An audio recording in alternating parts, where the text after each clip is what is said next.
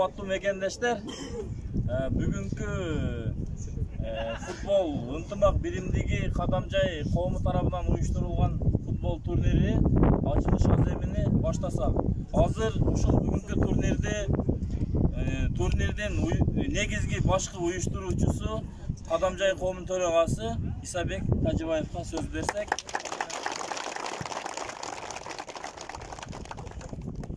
Ассаламу алейкум, урматтуу жердештер, туугандар,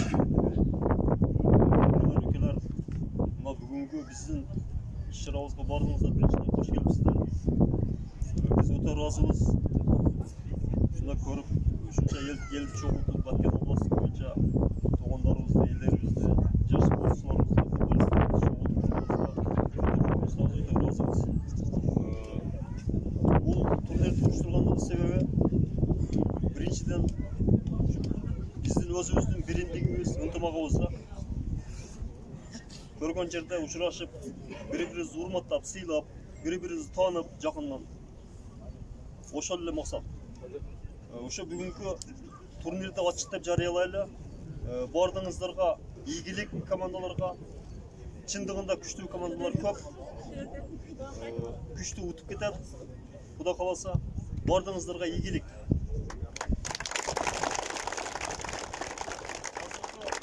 Азыркы сөз кезегине Москва жана Москва областындагы кыргыз диаспорасынын координациялык кеңешинин төрагасы Райымкул Арзыматовичка сөз берсек. Assalamu alaikum, урматтуу туугандар, урматтуу мекендештер. Абдан бүгүнкү аба ырайын көрсөңүздөр, ниетке жараша дейт. Күн ачык болуп абдан кубанып отурабыз. Мына бүгүнкү майрамыбызды уюштурган агаларыңыздарга барыңыздардын атыңыздардан, жалпы кыргыз жамааттын атынан ийилип, таазим айтып, рахмат айтабыз, ыраазычылык билдирип. Эми жогоруда айта кеткендей, бүгүнкү турнир алдыңкы орунду ээлеп, кубокду ээлеп эмес. Барыбыз бул жерде, бөтөн элде жүрөбүз. Бири-бирибиз таанышып, бири-бирибиз менен достоошуп, ынтымакка келип, биримдикке келип, кай жерде болсок дагы калкыбыздын желегин бийик көтөрүп, сыймыктуу жетишкен биздин кыргыз калкыбыздын инсандарынын катарында болсок деген ниет менен, максат менен жолугушуп атабыз. Ошону менен бирге спорт ден соолуктун негизи дегендей, биринчи байлык ден соолук дейт. Денеңиз сак болсун, амандыкта болуңуздар, баарыңыздар алдыңыздарга койгон максатыңыздар, ой тилектериңиздер баары кабыл болсун. Бөтөн элде, бөтөн жерде ар бирибиз өз максатыбыз менен, өз багытыбыз менен жүрөбүз. Арабызда ынтымак болсун, биримдик болсун, тынчтык болсун. Белгилей кете турган нерсе элибизде, жерибизде тилекке каршы акыркы мезгилде биздин Баткен жергебизде болуп аткан ар кандай терс окуялар мындан кийин кайталанбасын. Ынтымакта бололу, биргеликте бололу, элибиз өнүгүп өсүп жетишкен калктардан болуп, сыймыктуу биздин инсандардан болуңуздар. Москва жергесинде барыңыздар белгилүү 1,5 миллионго жакын жердештериңиздер. Ар кимибиз окуп, иштеп, эмгектенип жүрөбүз. Ар кимибиз өз багытыбыз менен баарыбыз тилегенибизге жетели. Бала окураңыз менен баарыңыздар аман болуңуздар. Дайым биргеликте болуп, кыргыз ким экенин элге таанытып, байыркы биздин калкыбыздын салтын, үрп-адатын, маданиятын элге жеткизип, бүт жакшылыктарга ээ болуп, жакшылыктардын үстүндө жолтушуп жүрөлү. Кийинки сөз кезегине Баткен биримдиги коомунун төрайымы Элмира Шамалга берсек. Саламатсыздарбы? Урматтуу бүгүнкү биздин Баткен областынын мырзалары, жигиттери деп дагы айтсак болот. Бүгүнкү күн, мына Кудайдын куттуу күнүндө ниетибизге жараша, пээлибизге жараша ушунчалык күн чайыттай ачык болгону, бул уже бир биздин настроениябызды бир ступенькага бийик көтөргөнү дегенибиз. Анткени бир айдан бери бул информация келгенден бери биз Кудайдан тилеп аттык да ошол күнү кар жаап, жанагыдай форма менен жакшы выступать этип, көңүлү ачык болуп, биримдикте, ынтымакта ушул турнирди өткөрүп алсак дедик эле. Ошол пейилибизге жараша Кудай бизге чайыттай ачып берди. Эми бүгүнкү турнир менин оюмча бул жөн эле катышып коюу эмес. Бул ар бир команда, мисалы үчүн райондон келди, шаардан келди, бирден эмес, экиден, үчтөн команда келиптир. Мен ойлойм, жөн эле катышып коюу эмес максат. Бардыгы жеңишти элестетип келген болуш керек. Кыргыз бул башка улуттарга караганда эрки менен, духу менен өтө күчтүү эл деп эсептеймин. Ошон үчүн спорт жагыны биз жайылтканыбыз бул өтө жакшы нерсе. Ошон үчүн сиздер менен сыймыктанабыз. Ушул спорт жагынан өзүңөргө ишенгиле, духуңар болсун. Дайым жеңишти элестетишиңер керек. Анткени жөн эле катышып койгон бул анча кызыктуу нерсе эмес да. Ошон үчүн кайсы профессия болсун, кайсы тармак болсун спорттун, дайыма биринчи жеңишти элестетип жасасаңар, ошол жеңишке жетебиз буюрса. Бардыгыңызга ийгилик. Бизде самый главный жеңиш эмес экен азыр. Бизде ушул ынтымак, биримдик. Анан ушунча команданын ичинен Баткендин атына сборный, конечно, жакшы оюнчуларды тандап алабыз буюрса. Анан келечекте максаттарды чоң коюңуздар. Футбол оюну боюнча кыргыздар дүйнөлүк деңгээлге чыкканыңарды элестетишиңер керек. Анткени область арасында эле ойноп жүргөн бул пасыраак эле деңгээл. Ошон үчүн эл аралык деңгээлдерди элестетип, күчүңүздөрдүн барынча, ушул ишенимиңиздердин барынча бүгүн жакшы оюн көрсөтүп берсеңиздер буюрса, Баткен эли, Баткендин футболисттери күчтүү деп башкалар сүрдөп тура турганчалык деңгээлде ойноп жакшы оюндарды көрсөтүп берет деген үмүттөбүз. Чоң рахмат. Лейлек коомунун төрагасы Салан акеге берсек сөздү. Саламатсыздарбы спортсмендер, урматтуу чакырылган коноктор. Мына бүгүн өтө жакшы, кубанычтуу күн болуп, областтык деңгээлде зор иш-чара өтүп, ушул иш-чараны мына Тазабек Тажибаев Кадамжай коому уюштуруп, баарыбыздын башыбызды бириктирип, чоң жакшы күн болуп жатат. Спортсмендер, силердин бардыгыңарга ийгилик. Бул жерде чогулганыбыздын, бул иш-чараны өткөргөнүбүздүн негизги максаты бул мына агабыз айткандай диаспора кеңешинин төрагасы максат биринчи орунду алыш эмес, кубокду алыш эмес, ынтымакка келиш. Ушул жерде достукту, ынтымакчылыкты бекемдеш. Исебек айткандай, мына жерде келгендер, мына балдар Кадамжайдан, Баткенден, Лейлектен, Кызылкыядан, шаарлардан катышып жатат. Бири-бириңерди мына жерден жакындан таанышып, мындан кийин дагы башка жерлерде жолуксаңар, саламдашып, саламыңар түз болуп, талашканыңар сый болуп дегендей, ушу ынтымакта жүрсөңөр, негизги максатыбыз ошол.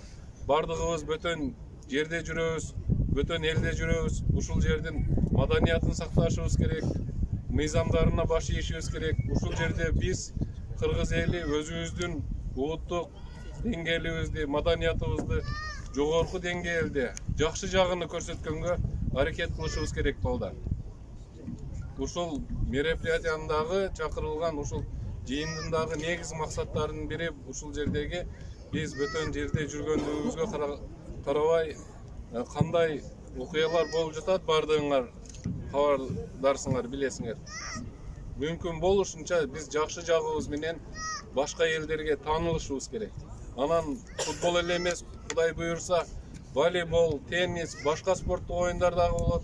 Анан жана айтылып кеткендей, мына Алишеринибиз айтты, лига түзүлүп жатат деп айтты. Лига түзүлсө, сөзсүз татыктуу оюнчулар чыгат, жок эмес, элдин балдар арасынан балдар көп, спортсмендер машык кыла. Силерге колубуздан келишинче биз жардам бергенге аракет кылалы. Ушундай оюндарды көп өткөрөлү. Областтык эле деңгээлде эмес, райондук командалардын арасынан дагы татыктууларды тандап областка берели, област республикага берсин. Жанагындай айткандай, жогоруда айтып кеткендей, бир гана өзүбүздүн Баткендин эле оюнун тобун өткөрбөстөн биз республикалык масштабтагы чоң оюндарга дагы ушу силердин жардамыңар менен чыгайык. Татыктуу балдарды тандап алайык дейбиз. Ушул жерге алтын убаңыңарды бөлүп келип, ушул жерге катышып берип жаткан балдар, бардыгыңарга рахмат. Силерге ден соолук, бардыгыңарга командаларга ийгилик. Сөз кезегinde Баткен Өргүзар коомунун төрагасы Камалов Султан ауызга берсек. Assalamu alaikum урматтуу мекендештер. Урматтуу мына бүгүнкү жыйынга, бүгүнкү салтанаттуу футбол мелдешине келген катышуучулар, агалар, инилер, карындаштар, эжелер. Мына бүгүн биздин ушу Баткен областынын аймагынан Москва шаарына келип иштеп жүрген эмгек мигранттардын алдында бир тарыхый күн болуп турат. Бул күн жанатан бери жогоруда айтылып кетти. Алла таала ушундай жакшы күнүн берди. Ушундай күнгө жеткирген бизде Алла таалага чексиз шүгүрлөр, чексиз мактоолор болсун. Ылайым биздин Баткен областыбыздын аймагында Москвада жүргөн эли журтубуз, мекендештерибиз, жердештерибиз ар дайым бир билек, бир тилек болуп, бир жакадан баш чыгарып, бир жеңинен кол чыгарып, ар дайым ушундай ынтымакта болуп жүрүшүбүздү жараткан Алла насип этсин. Ылайым мына бүгүнкү ушул иш-чараны Кадамжай коому жана Кадамжай коомунун спорт комитети, Кадамжай коомунун активисттери уюштуруп жатат. Ушул активисттерге Кадамжай коомунан мен Өргүзар коомунун атынан жана жеке өзүмдүн атынан ыраазычылык билдирем. Ылайым ушундай оюндар көп боло берсин. Мына жогоруда көп сөздөр айтылып кетти. Мисалы биз бүгүнкү күндөгү оюн мен бир ыраазычылык билдирип кетем. Ушул менин оң жагымда турган Райымкул Аттокурович деген агабыз бул биздин Москва шаарындагы элчиликтин алдында кыргыз диаспоранын алдында координациялык кеңеш деген бар. Именно ушул бизге окшогон элдер менен иштешет да. Ошол киши өзү лично ушул стадионго уруксат алып, мына шаардан уруксат алып, кагазы менен келип бүгүн мыйзамды өтүп атат да. Ошон үчүн ошону уюштургандарга уруксат алыш үчүн кагаз иштерин бүтүрүүгө жардам берген Аттокур ака, сизге дагы ийгилик болмак. Ар дайым биздин инилерди, туугандарды, мекендеш, жердештерди ар дайым ушундай мыйзам чегинде алып жүрүп, ушуларга жардам көрсөтүп, келечекте биздин област, башка областтардын катарына калбастан алдыңкы деңгээлдерге, ийгиликтерге жетишсин. Ылайым мына ушул Москва шаарында жүргөн бардык агалар, инилер, мекендештер, жердештер барыңыздарга ден соолук, ийгилик, оомат, үй бүлөлүк бакыт каалайм. Ар дайым бирге болойлу. Спорт тынчтыктын, достуктун тирегинде биргектен айтып деген уран бар. Ошол урандын негизинде ар дайым ынтымакта болуп, кайсыл жерде болуп бирге болуп жүрөлү. Барыңыздарга дагы бир жолу Барыңыздарга ийгилик. Ушул бүгүнкү чоң иш-чарабызды Кудай буйруса жакшы, калыстык менен урушпай, талашпай, бири-бирибизге капалашпай жакшы өткөрө алайлы. Кудай буйруса.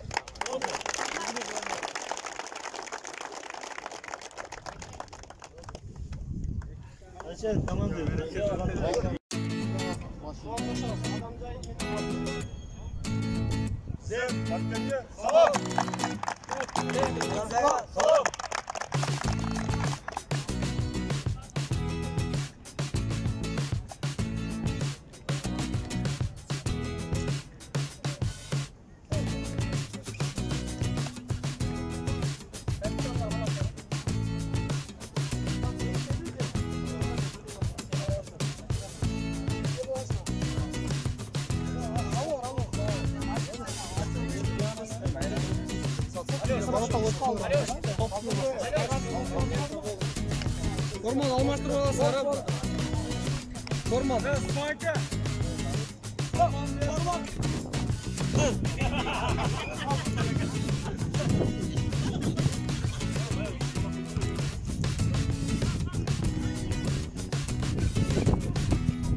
Все, спокойно, пошла.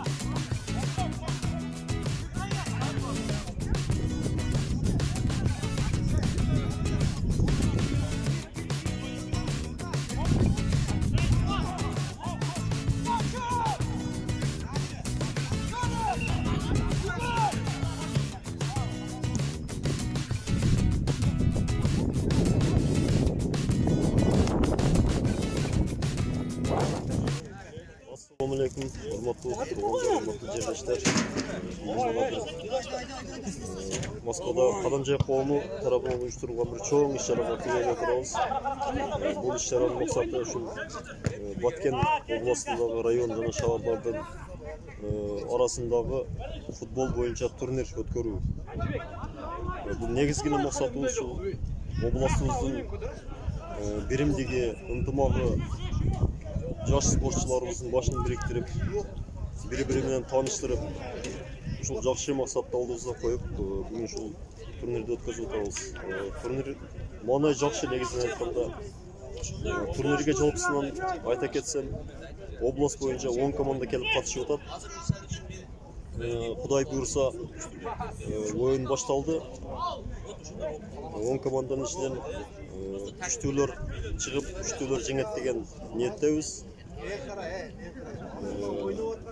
Бардыгыбызга келген меймандарга, көрүүчүлөргө, футболисттерибизге терең ыраазычылык Кадамжай коомунун атынан, Кадамжай элинин атынан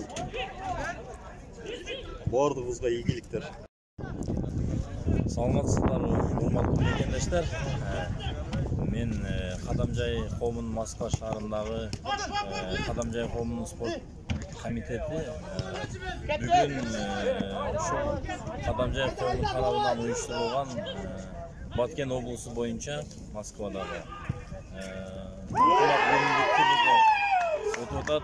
Биздин кубокто райондор боюнча, шаарлар боюнча командалар 10 команда жалпысынан катышып, бүгүн ушул чемпиондукка атсалышат. Дагы бул жерде айта кете турган нерсе, если Кадамжай коому боюнча айта турган болсок, Кадамжай коому тарабынан чыккан Кадамжай 1 жана Кадамжай 2 командаларынын жетишкендиктери, жакшы жетишкендиктерди багындырып келатат.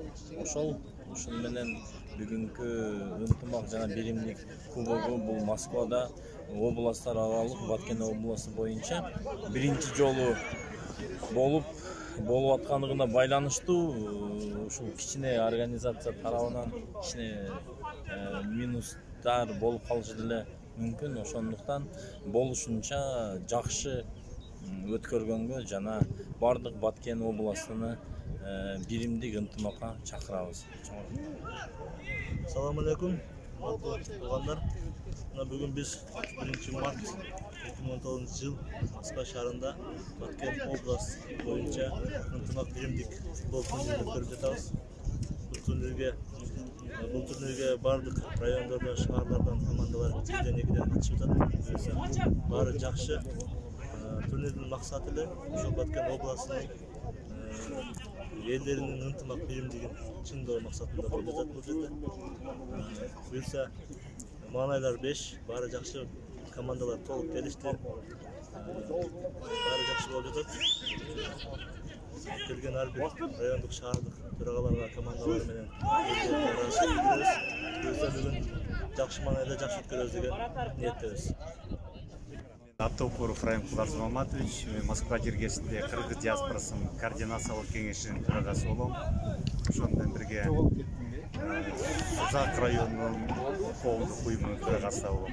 Эми бүгүн баарыбыз үчүн жаркыраган жаздын күнүндө Баткен жергиликтүү биздин туугандарыбыз футбол оюну уюштуруп отурушат.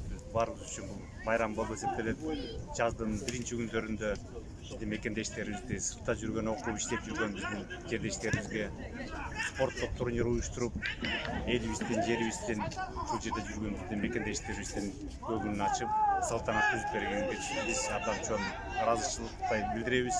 Ошондон бирге Москва жергесиндеги миңдеген биздин мекендештердин бош убакыттарын, дем алыш күндөрүнө шарт түзүп берип атканга биз абдан ийилип тазим айтабыз.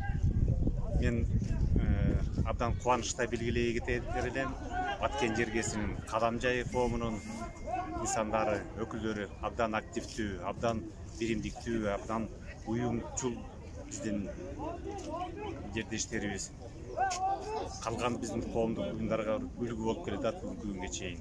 Калган уюмдарды мен чакырар элем ушундай жогорку деңгээлде көп катышуусунун негизинде ушундай спорттук жактан болобу, маданият жактан болобу, илим билим жактан болобу, дагы башка тармактарда биригип ынтымактуу болуп, намыска бекем турган элим жерим деп жүргөн биздин мекендештердин башын кошуп, ушундай салтанаттар түзүп берсе, биз абдан кубанычта катышып, ыраазычылыкты билдирип, дайыма көмөктөшкөнгө жардамга көмөктөшүүгө биз даярбыз.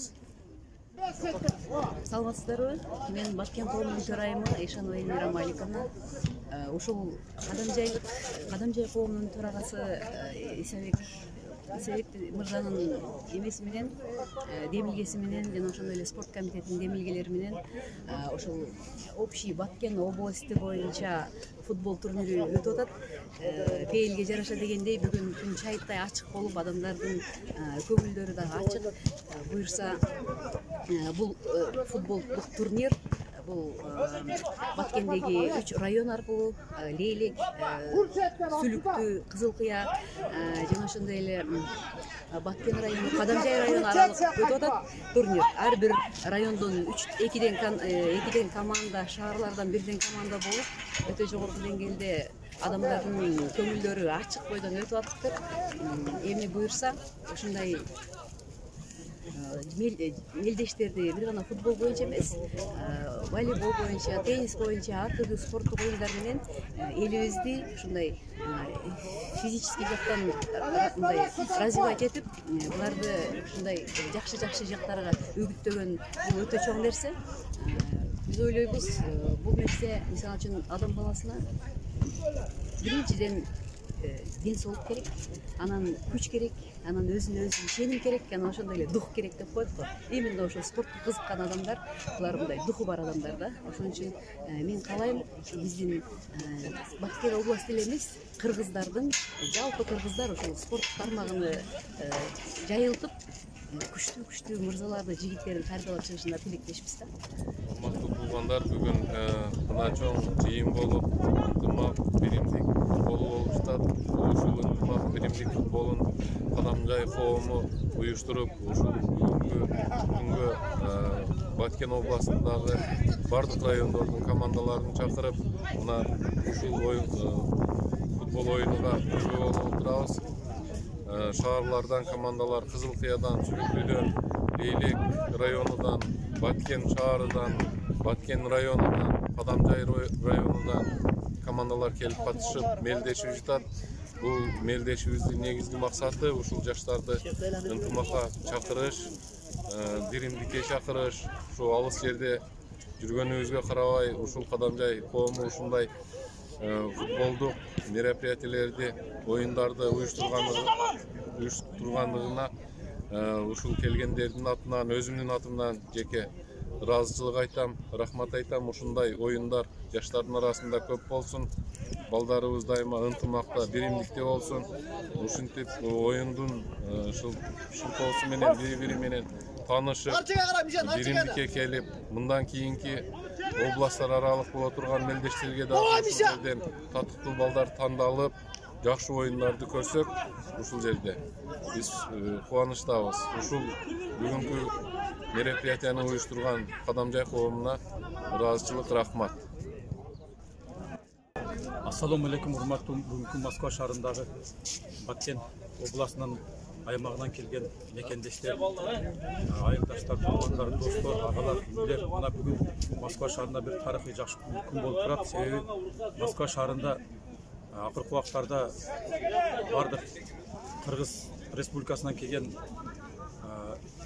эмгек мигранттар тарабынан коомдор түзүлүп, элдин башын бириктирип, бир ынтымакчылыкта жана орус-кыргыз биримдигин бекемдөөдө жакшы ийгиликтүү иштерди алып барып жатат. Ошондуктан биз дагы өзүм тууралуу тааныштырып кетсем, мен Баткен шаардык райондук орузар коомунун төрагасы Камалов Султанали. Биз ушул коомду түзгөндөн бери өзүбүздүн шаардык райондук орузар коомунда колубуздан келишинче элдин башын бириктирип, ынтымакчылык иштерди жүргүзүп, Кыргыз Республикасынын мыйзамдарынан чыкпай, Россия Федерациясынын мыйзамдарын урматтоо менен иш алып барып жатабыз. Мына бүгүнкү күндө биздин Баткен областынын аймагында Кадамжай коому достук, ынтымакчылык футбол боюнча мелдешин өткөрүп жатат. Биз ушуга келип катышып, ушул жерде өзүбүздүн спорт оюнчуларды алып келип, өзүбүздүн Өргүзар коомунун алдындагы Өргүзар 1, Өргүзар 2 деген командалар менен катышып отурабыз. Биздин Өргүзар 1 командабыз Москва шаарында Кыргыз лигасында ойноп, алдыңкы ийгиликтерге жетишкен командалардын бири. Мен албетте бүгүнкү бардык спорт оюнчуларына ден соолук, үйлүүлүк, бакыт, ийгилик, оомат каалайм. Бул оюн калыс адет өтүшүн билейбиз, каалайбыз. Бизде тажрыйбалуу судьялар катышкан, Кудай кааласа, калыстык менен адилеттик менен оюнду өткөрүп, биздин достугубуз, тынчтык, биримдик оюндар өткөрүлүп, мындан ары биздин коомумуздагы райондук, шаардык, областной аймагында коомдар ынтымактыкта ишти алып барабыз деген ниет максаттар менен жүрөбүз. Илем ушул бүгүнкү коомду, Кадамжай коому бүгүнкү турнирде өткөндүгүн уюштуруп өткөрүп, бизге ушул областтын элинин ынтымакчылыгын бекемдөөгө салым кошуп жаткандыгы үчүн уюштуруу тобуна, Кадамжай коомуна күчтүүлөр жеңсин, оюн кадилет өтсүн. Рахмат көңүлүңүзгө. Кетти. Ассаламу алейкум. Баткен областынын элдери ушундай Кадамжай коому ушундай футбол берип атат биримдикке. Ушул ыраазыбыз ушул Кадамжай коомуга. Мен Баткен шаарынын жаштардын төрагасы болом коомунун. Ушул Кадамжайга ыраазычылык билдиребиз. Жакшы турнирлер өтөт, футболдор болуп атат, оюндар болуп атат. Ошол ийгилик барыга алга. Первый бич. За выход финала. Саламдашабыз. Команда напротив нас. Привет. Команда напротив нас. Привет. Батыр.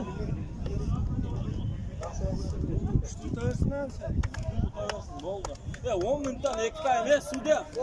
Ашык ками yok. 10 минуттан 2 тайм. Öte Коля. Öt. Soygunda oynayacağız. Soygunda. Aratar. Можно.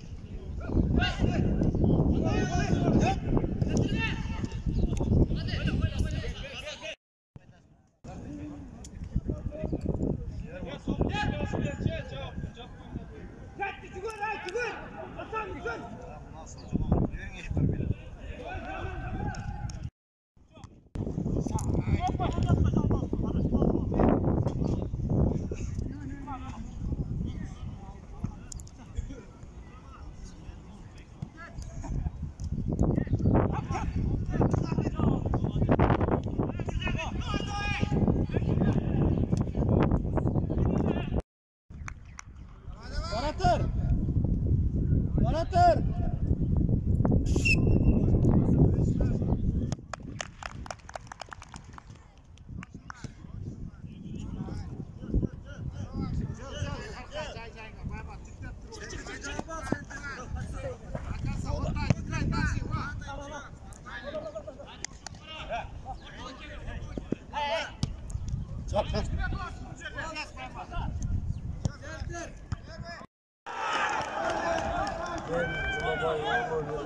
Кадамжай сборный Кадамжай бирдин капитан командиры.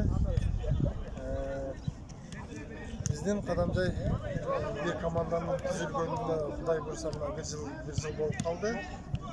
Былтыркы 2019 апрелде түзүлгөнбүз. Ошондон бери KG лигада ойноп жүрдүк. KG лигада өзүбүздүн KG лигабызда жакшы ойнодук, жакшы ийгиликтерге жетиштик. Ошондой эле кубокто экинчи места, ошондой эле көп ийгиликтерге жетиштик. Азыркы учурда Москванын Урбан клуб деген клубда ойноп атабыз. Кудай буйрса жакшы кетип атабыз. Оюндарыбыз жакшы. Азыркы учурда Урбан клубда биринчи местада кетип атабыз. Кудай буйрса алдыда жакшы көп ийгиликтерге жетишебиз деген айтабыз. Бүгүнкү күндүн катышчылары мен Лелек командасынын капитан командирі болам, Баймуратов Тосбек. Sonradan tutelgan жақын әрі tuteldik. Niyetlerimiz çok, жақсы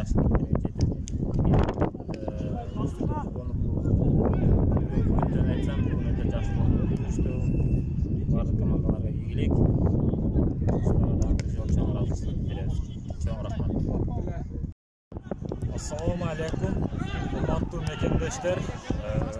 Ben Muratov İslam. Leylek bir komandasının kapitаны. Ушундай Кадамжай коому ушундай сонун футбол уюштуруп тур. Баткен областы боюнча райондар, шаарлар. Ошолорго терең ыраазычылыкты билдиребиз. Биринчи ирет катышып атабыз биз командабыз менен Leylek районунан. Ошондой эле диаспорага чоң рахмат. Кыргызстан ушундай деңгээлде уюштуруп, ушундай оюн өткөрүп атканыга ыраазычылык билдиребиз. Мындан кийин дагы ушундай оюндар уюштурулуп турса жакшы болот жаштар арасында.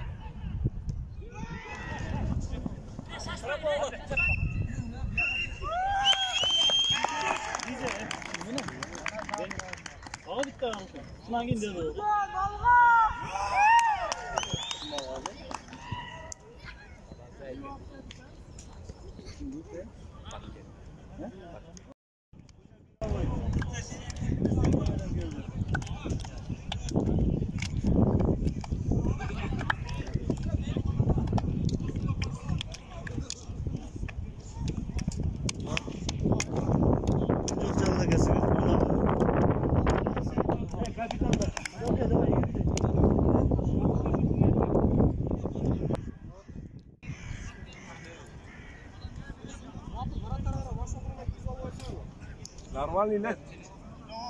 Жанагында рука алган малды спорно окуп атты. Вратарь уже ясно сколько не говоришь. Ясно ли да? Вратарь. Ментал айтып коесаң. Вратарь.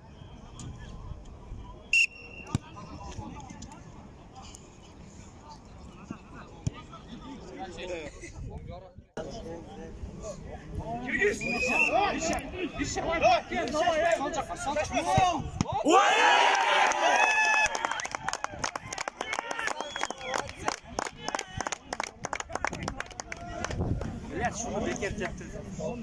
Koş gerekli.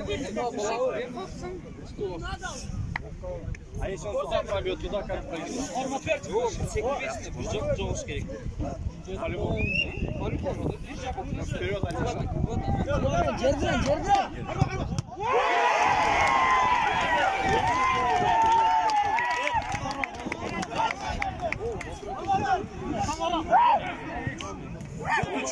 Düşürme.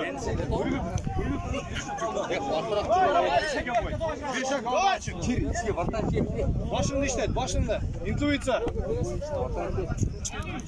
Kımılda, jön durma. Oynaganlar jesine, oynaganlar. Evet, bana. Sol can.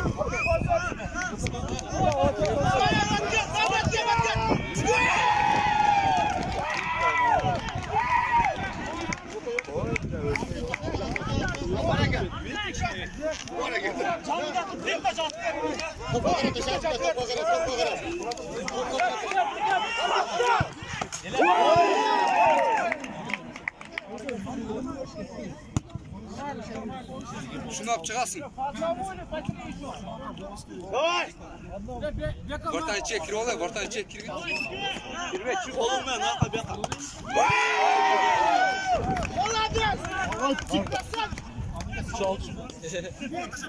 Boça! Давай! Koşular çıktı. Şunu karma. Şunu karma Batcan kulak havası. Давай! Давай! Давай! Topa karatacak topa.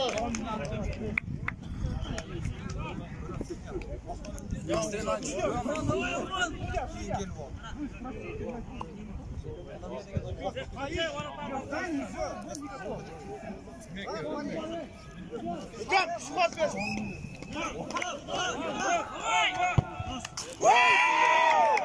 Молодец!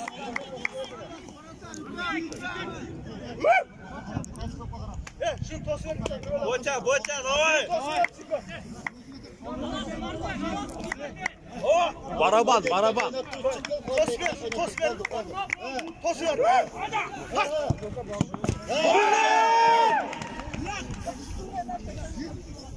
Kirdi. Şunu alıp çıkarsın davay.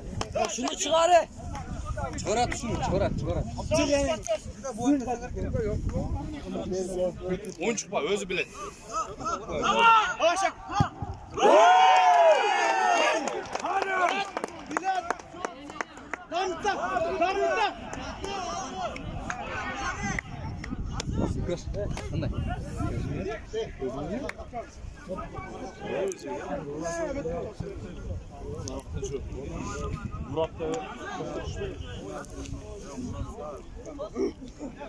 Evet, tayarsın ya. Şurada. Oraya tutsana kilit.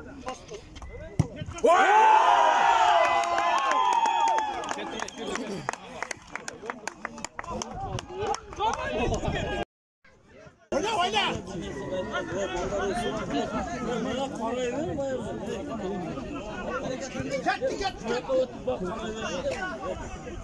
Çıktı çıksa var bir de karağılı, bir de bağla bak çekedek yattı. Otura onda. Maç mı?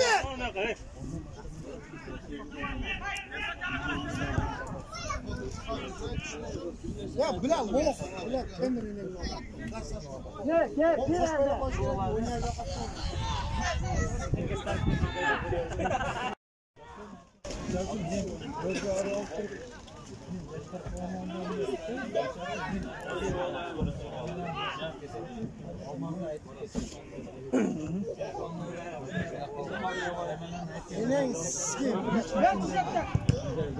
Молодец!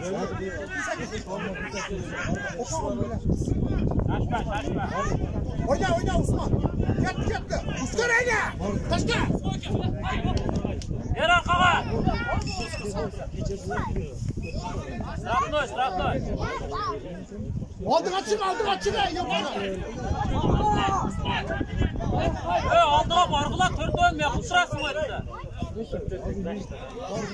Aldırak para İsmail. Törtön cüresin arkada. Gol mu?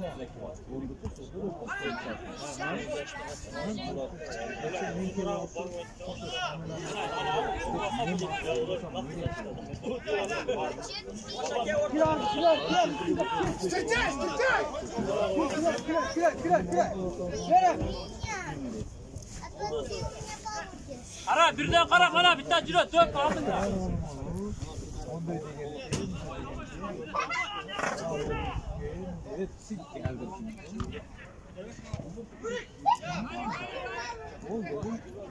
Ara!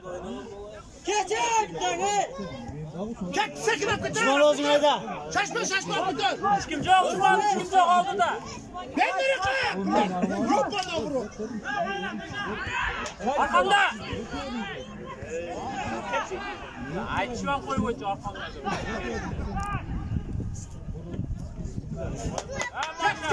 Ketdi başa! Oyna! Ketdi! Skor!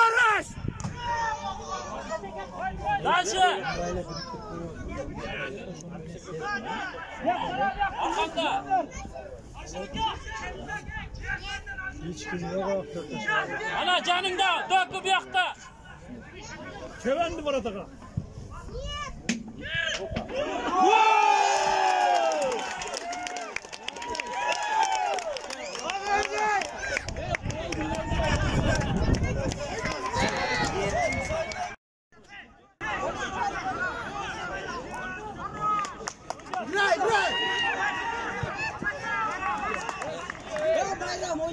Oyna bile Mehraş.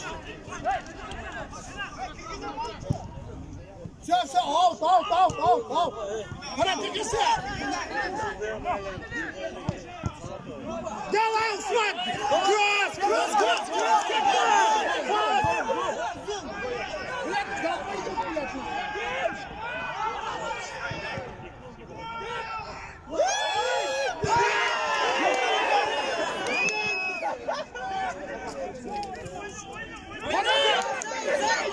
Cross.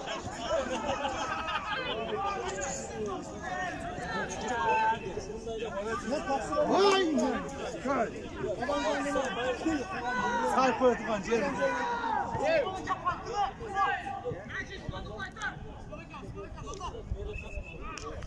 Ece. Barsan bundan sonra. Çavuş. Sait dakikası Sait.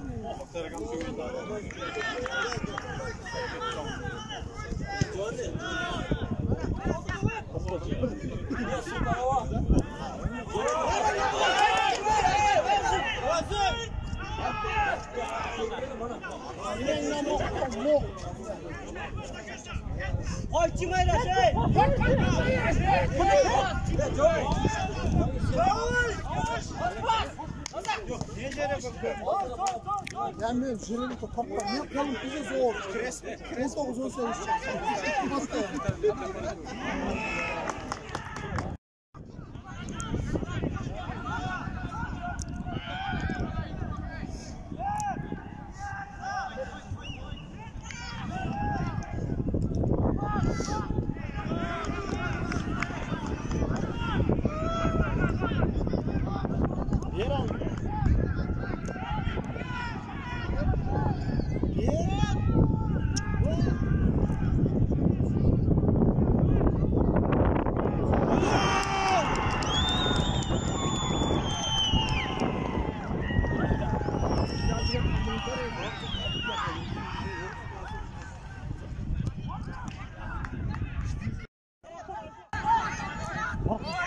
Ondan aldı oldu. Oldu. Rogan давай, Rogan.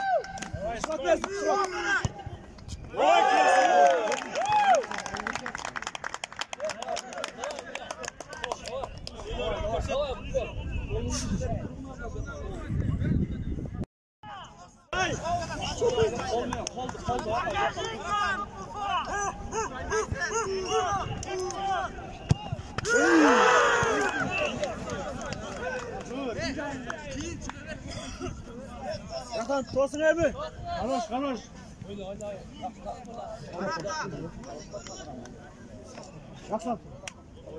Kaç aycı gitti?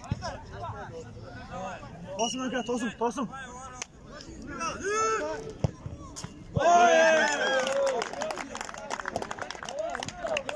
Baka давай baka.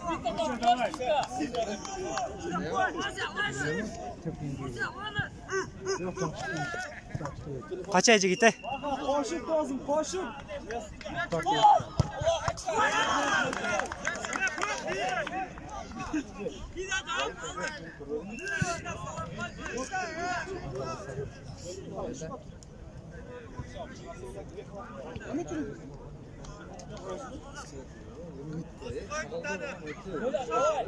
Tosun aga şunu, tosun. Tosun aga.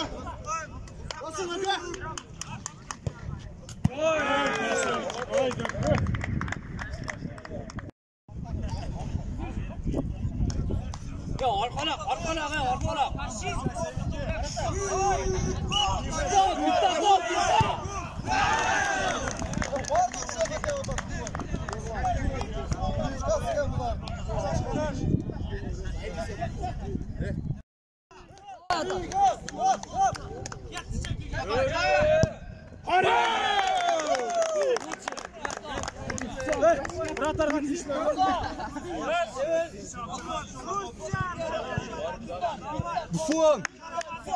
Буфон, давай.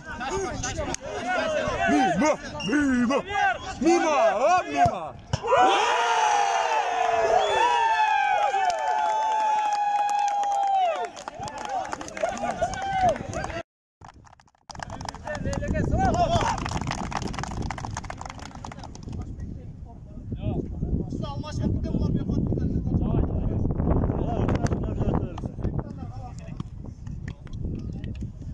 Главное, судья нукла барына, тут судья, мировой судья. Сатып келdi.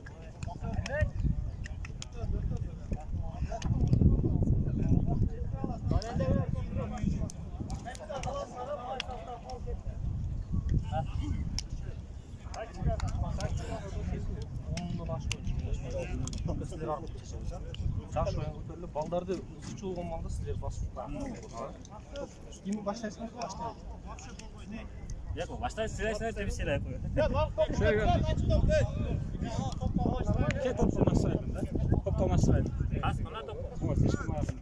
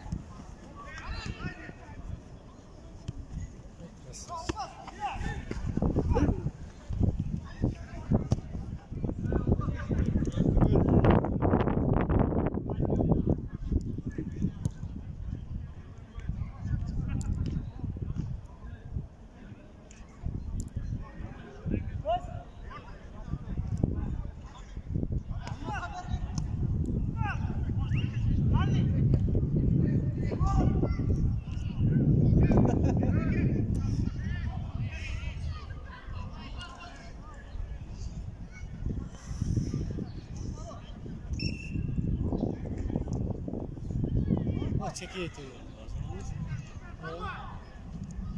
Bakın burada.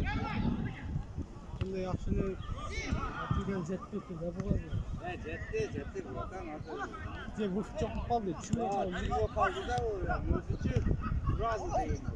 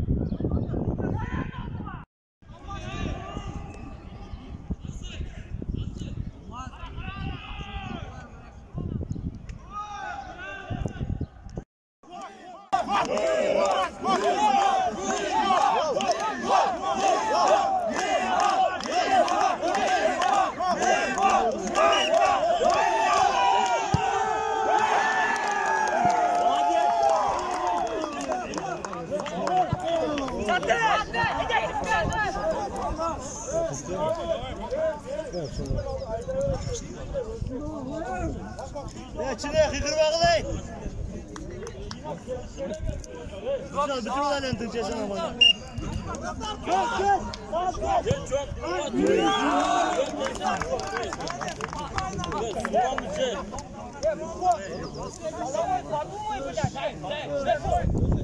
Kazanacağım. Bana şifre şekilleri abi kıkırmayın. Final bolanda Kazanjay'ın üçü olanlarını böyle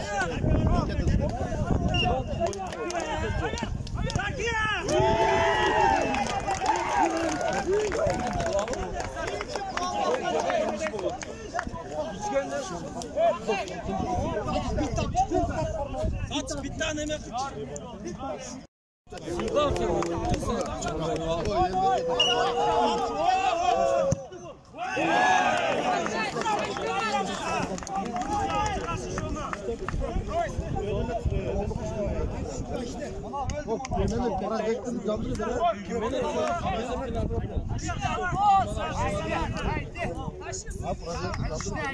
Bir de ayda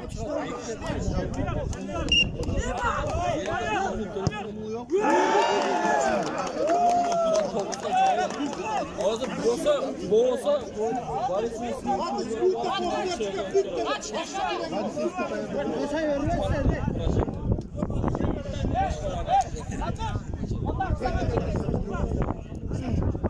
Bana ketti asmanlar koşma.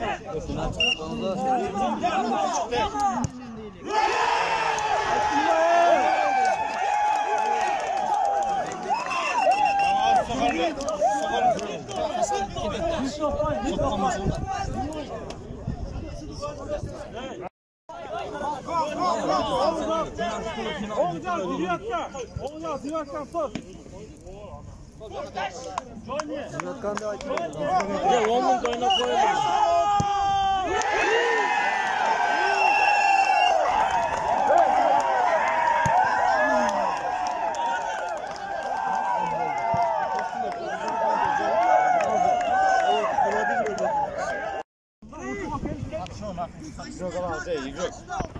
Ближний чапсаң білет. Болды.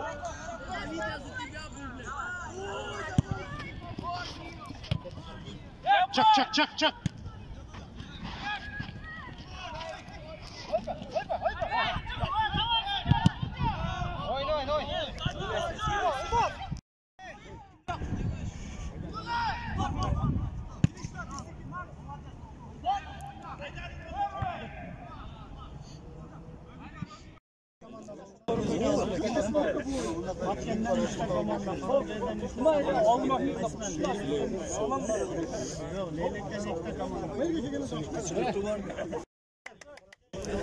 Assalomu alaykum dag'in bir jolu. Oyroqlar, malatçı bugün mına Batken oblast aralıq yaşlar arasında futbol turniri болып öttü. Kudayga şükür. Kadamcay qoğumuz uyuşturdular. Kudayga şükür küçtülerden tandap aldık. Bildik, жақсы oyun oldu. Bizim negizgi maksat ынтымақ birimlik болған. Bu жерде başka politika жоқ, başka жоқ. Ардайым şu sportmenler birbirine tanıyıp, görgön жерде uçuraşıp, birbirine WhatsApp numara arqıla, баягы sport komitetler birbirine gruppa tüzüp, uşul жақсылық істе, ушул марекени. Улансайлы эстафета катары алып кетели дальше. Башкалар да уюштурсун, биз да барайлы мейман катары мисалы туурабы. Ушунтип ынтымак биримдикте жакшылыкта жүрө берели. Биринчиден бул Москвага бардыгыбыз жакшы ой тилектер менен киргенбиз туурабы. Ар биринин өзүнүн эмелери болсо ой максатыңар орундалсын, барыңардын.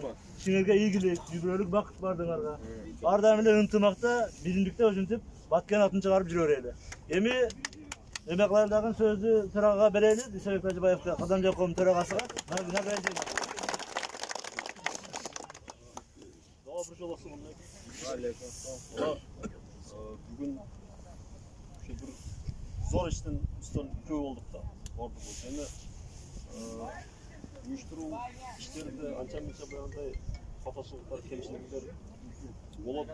Onu to'g'ri tushunib bardim. Şu maqsadımızga жетtik desek bo'ladi. Şu Batken oblastini cho'g'itib bir yaxshi dengelde şu ishlarni o'tkazdik. Bordimlar, rahmat. Shunchalik o'yin ko'rsatdilar. Kuchlilar chiqdi. Bugun çok qatnashgan komandalarga rozichilik bordimda. İşleringizga yilik. Bundan keyin daha shunday birigib bitta aytmoqchi bir Qirg'izning bayrağının aslında bir bolup bardığımız жүрө берели.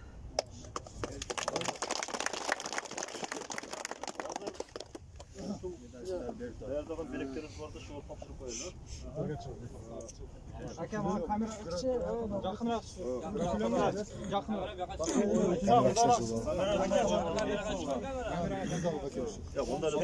Kamera ortası olan. Orada gramata. Batken oblastına qarashты rayonдар жана шаарлар арасында өткөрүлгөн ынтымакчына биримдик алкагындагы футбол боюнча турнирде өз шеберчилигин көрсөткөндүгү үчүн мыкты дарбазачы катары лучший вратарь Кадамжай шаарынын дарбазачысы Галекбаров Рустомго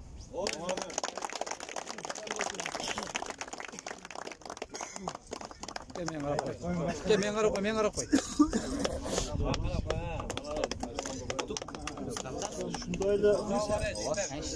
Шундай эле ардак грамота лучший защитник, мыкты коргоочу. Чоңгара командасы Баткен Өрүкзар коомунун Баткен 1 командасынын оюнчусу Исмаил уулу Илимбек.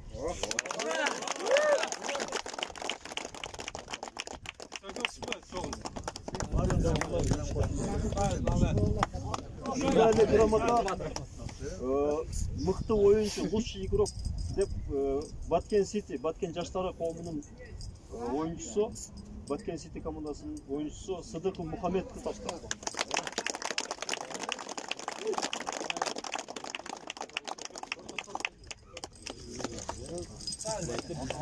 Шундай эле грамота лучший нападающий Кызылкая командасы, Кызылкая шаарынын командасынын оюнчусу Ырыс Адилбек уулу.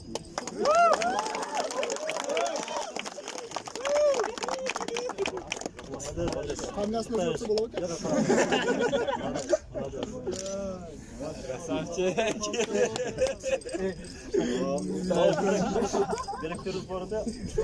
Лучший бомбардир Закиров Айбек.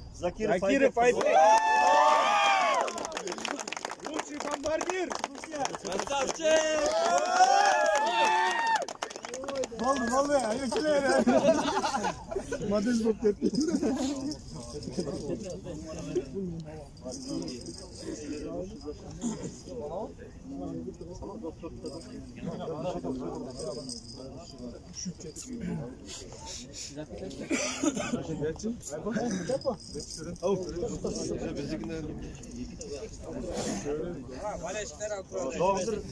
Doğrudur. Sovyetimiz 3. orundaki Kadamcay bir komandasının защитники, лучший защитник. Fasıl. O işte.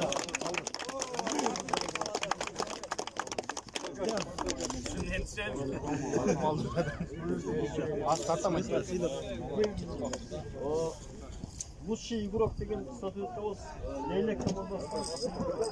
Лучший игрок Leylek komandası.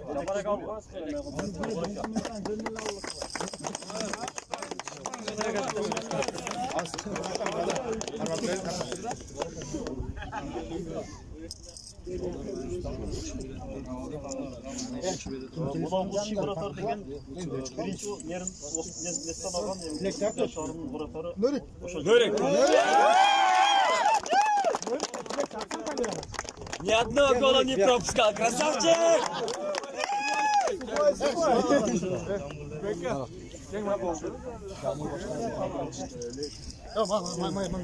Yemek komandoları. 4. orunda elegen Kadamcay şahırı futbol komandasında.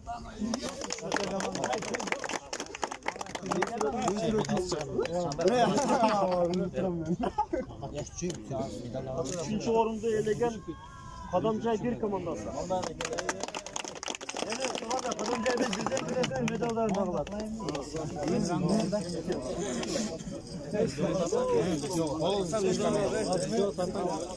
Hurmatli sportsmenler, bardığınlarga rahmat. Aksakal kotarımına da berişti. Oyunlarga ilip koyamın 3. orun. 3. orunun komandası birden görüyoruz.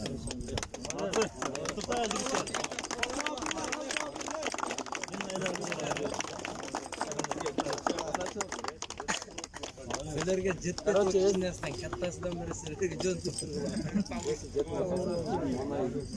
Nagrada olganmasa olay. Erkek. Nagrada olganmasa. Ha, sizga ham bor hozir.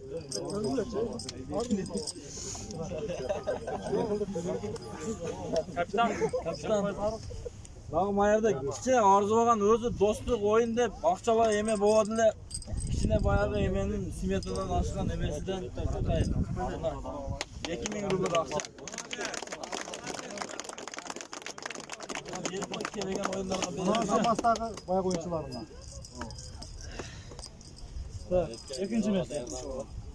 İkinci orunda Yorumzar Kovum'un Batken bir komandası.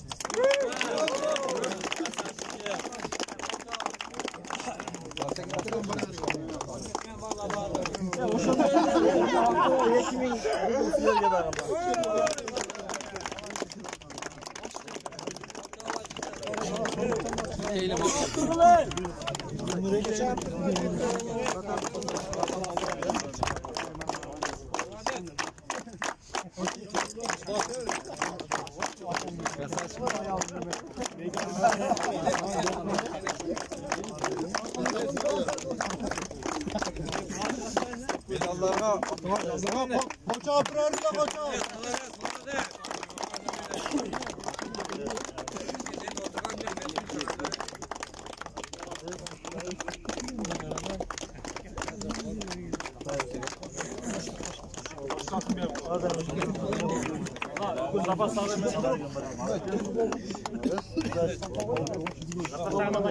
Kapitan komanda. Olar zapasda bir gün brosa şaka veresin. Emi birinci. Bu şey birinci mesleğin olan. Ballar oğlan. Temir aylanıp kesildi, temir aldı. Süt küsküldü. Birinci orunda olan Kızılkaya şahırı.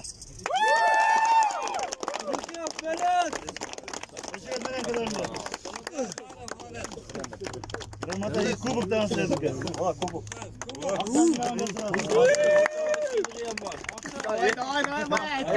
Medalını al, bunu da al. Çek lan. Medalını al direkt. Medalını al.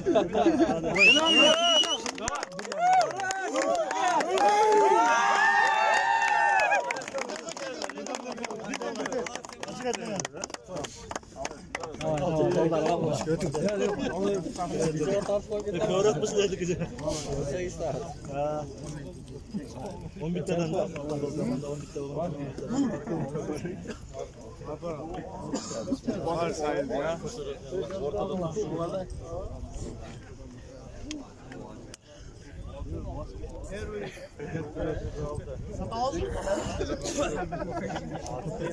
Daha ne yemek kaldı? 11 adam var olganda.